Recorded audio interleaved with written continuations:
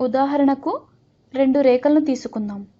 ఒకటి AB అనే రేఖ అనగా A, Bలు రెండూ కూడా AB రేఖపై ఉంటాయి. రెండవది CD అనే రేఖ, CD రెండూ కూడా CD రేఖపై ఉంటాయి. మరియు ఈ 2 రేఖలు కూడా ఒకే తలముపై ఉన్నాయనుకుందాం. ఈ సందర్భంలో ఈ స్క్రీన్ను తలంగా అనుకోండి మరియు ఈ 2 రేఖలు కూడా ఖండించుకొనబడవు, అవి రెండూ కలుసుకోవు.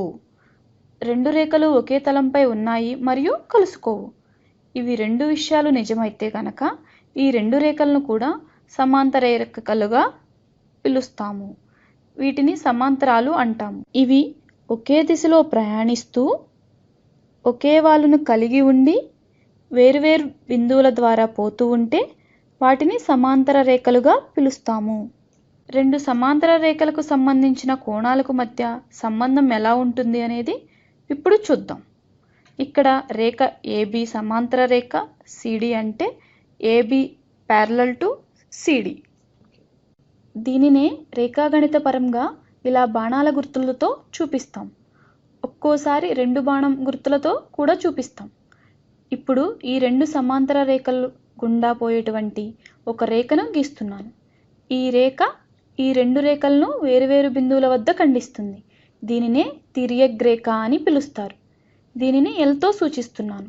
ఈ రేఖ పై 2 రేఖలను ఖండిస్తుంది. దీనినే ట్రాన్స్వర్సల్ లైన్ అని పిలుస్తారు. ఇప్పుడు తిర్యక్ రేఖ ఖండించినప్పుడు ఏర్పడిన కోణాలు, వాటి మధ్య సంబంధాన్ని చూద్దాం. సరేనా?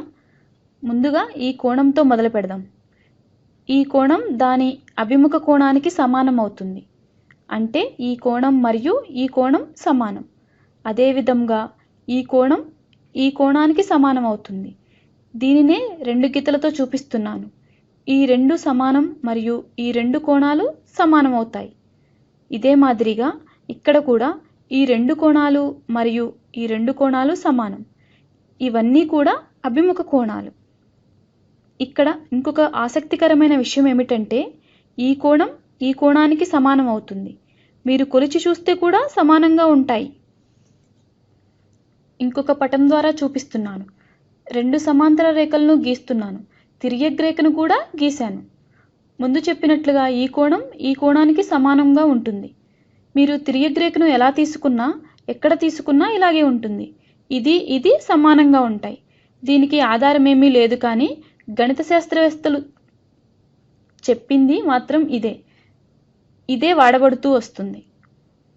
సమాంతర రేఖలకు రేఖాచిత్రాన్ని గీస్తే ముందుగా ఈ రేఖకు గీస్తే తిర్యక్ రేఖకు ఒక వైపున ఉన్న కోణం మరియు ఈ సమాంతర రేఖకు గీస్తే తిర్యక్ రేఖకు ఈ వైపున ఉన్న కోణంనకు సమానంగా ఉంటుంది. ఇది మాత్రమే కాదు, రేఖకు ఇటువైపున ఉన్న కోణాలు కూడా సమానంగా ఉంటాయి. ఈ కోణం ఈ కోణానికి ఈ కోణం ఈ కోణం సమానంగా ఉంటాయి. ఆకుపచ్చ రంగులో చూపిస్తున్న అన్ని కోణాలు సమానం. ఇదే మాదిరిగా ఈ కోణం ఈ కోణానికి మరియు ఈ కోణానికి సమానం అవుతుంది. ఎందుకంటే ఎదురెదురుగా ఉన్న కోణాలు సమానం కాబట్టి. ముఖ్యమైన విషయం ఏమిటంటే ఏకాంతర కోణాలు మరియు సదృశ్య కోణాలు సమానం. ఈ కోణం మరియు ఈ కోణం సదృశ్యాలు. తిర్యక్ రేఖకు కుడివైపున సమాంతర రేఖలకు పైన ఉన్న కోణాలు సమానం. తిర్యక్ రేఖకు ఎడమ వైపున సమాంతర రేఖలకు పైన ఉన్న కోణాలు సమానం అవుతాయి. వీటిని సదృశ్య కోణాలని కూడా అంటారు. మరొక ముఖ్య విషయం ఏమిటంటే ఇది నిరూపితమైంది కూడా. ఈ కోణం ఈ కోణానికి మాత్రమే కాదు, ఖచ్చితంగా ఈ కోణానికి కూడా సమానం. ఈ 2 కోణాలను ఏకాంతర కోణాలు అంటారు. ఈ కోణాలను ABCDలుగా గుర్తించుదాం. ఇది A, ఇది B, ఇది C మరియు ఇది D. పై వాటిని EFGHలుగా గుర్తించుదాం.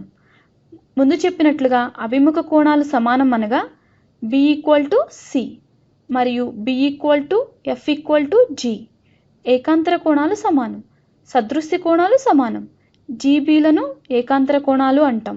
తిర్యక్ రేఖ ఇరువైపులా ఉన్న మరియు అభిముఖంగా ఉన్న మరియు ఎదురెదురుగా ఉన్న కోణాలు ఎల్లప్పుడూ సమానం. అదేవిధంగా A = D = H = E.